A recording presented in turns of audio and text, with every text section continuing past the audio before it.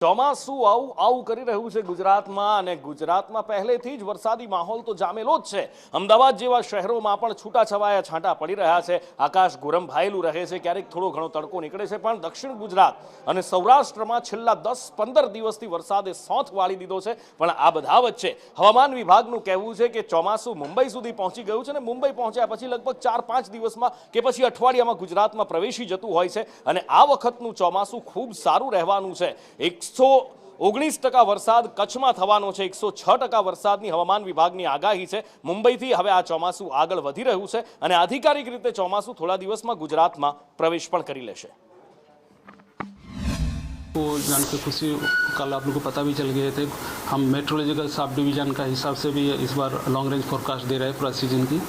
इसमें Gujarat country as a whole आपका 106% model error +-4% के साथ दिया गया था। अबव नॉर्मल रेनफॉल रहेगा और जो गुजरात रीजन में हमारा रहेगा अबव नॉर्मल ग्रेटर देन 114% है, जो कि नॉर्मल है 947 mm।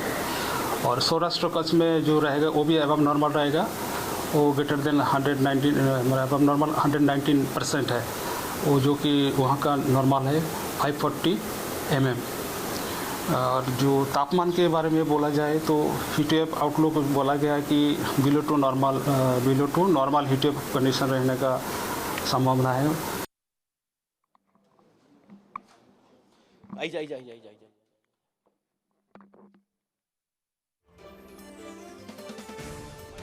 ચોમાસામાં આ વખતે સારો વરસાદ વરસવાની શક્યતા પણ હવામાન વિભાગ દ્વારા વ્યક્ત કરવામાં આવી છે। પણ ચોમાસું પ્રવેશે એ પહેલા જ ગુજરાતમાં વરસાદની શક્યતા દેખાઈ રહી છે અને વિંડીનું અનુમાન શું કહે છે એ મારે તમને બતાવવું છે। વિંડીમાં અત્યારે જે અનુમાન બતાવી રહ્યું છે અત્યારે એટલે કે આજની તારીખે આજના 5 વાગ્યા સુધીમાં તો આ બાજુ દ્વારકાથી શરૂ કરી અને છેક ઉના સુધી વરસાદી માહોલ, વાદળો, આજે લોઅર ક્લાઉડ જે વરસતા વરસાદના વાદળો હોય છે, સૌથી નીચેનું આવરણ વાદળોનું એ અહીંયા ઘેરાયેલું છે। એટલે કે દ્વારકાથી લઈ અને દરિયાકાંઠાના વિસ્તારમાં ઉનામાં સારો એવો વરસાદની શક્યતા છે। એની સાથે સાથે આ બાજુ દક્ષિણ ગુજરાતના પણ કેટલાક ભાગોમાં વરસાદની શક્યતા છે। પણ આવનાર 2 દિવસ રાજ્યમાં છૂટો છવાયો વરસાદ થઈ શકે છે। ક્યાં વરસાદ થઈ શકે છે આજના દિવસની અંદર જોઈએ તો આ બાજુ નર્મદા જિલ્લામાં, ભરૂચ જિલ્લામાં થોડો વરસાદ થઈ શકે છે। એની સાથે સાથે ગોધરાની આસપાસના વિસ્તારોમાં નડિયાદથી લઈ અને ગોધરા સુધીનું પણ એક આવરણ જોવા મળી રહ્યું છે। આ બાજુ દક્ષિણ મહારાષ્ટ્રની જો વાત કરીએ તો મહારાષ્ટ્રમાં નાસિકમાં અત્યારે ભયંકર વરસાદ વરસતો હોય એવું અત્યારે આ વિંડીનું અનુમાન બતાવી રહ્યું છે, વિંડીનું ચિત્ર બતાવી રહ્યું છે। એની સાથે સાથે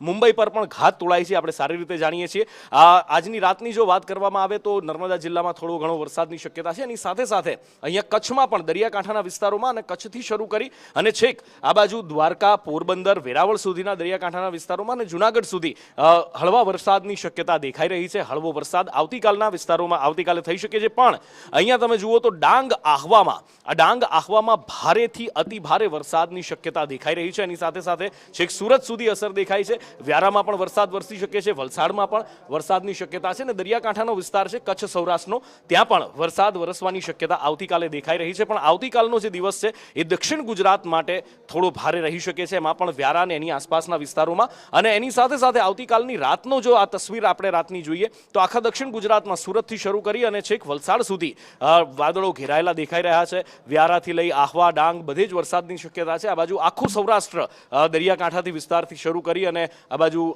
દ્વારકાના ભાણવડમાં, આ બાજુ જુનાગઢ જિલ્લામાં અમરેલી, ગોંડલ, જસદણ, બોટાદ અને ભાવનગર સુધી વરસાદ દેખાઈ રહ્યો છે। આ બાજુ નડિયાદ અને ગોધરાની આસપાસ પણ હળવો વરસાદ થવાની શક્યતા આવતીકાલનું વિંડીનું અનુમાન કહી રહ્યું છે। દક્ષિણ ગુજરાતમાં પણ વરસાદ આવતીકાલે થઈ શકે છે। 31 તારીખે પણ દરિયા કિનારાના વિસ્તારોમાં એટલે કે દરિયા કિનારાના સૌરાષ્ટ્રના જે વિસ્તારો છે ત્યાં તો વરસાદ થઈ શકે છે। એની સાથે સાથે 31 તારીખે અમદાવાદમાં પણ સવારમાં હળવા વરસાદની શક્યતા છે। લગભગ પોણા ભાગનું ગુજરાત વાદળોથી આવરી લેવાયું, છવાયેલું દેખાઈ રહ્યું છે અને હળવા વરસાદની શક્યતા દેખાઈ રહી છે।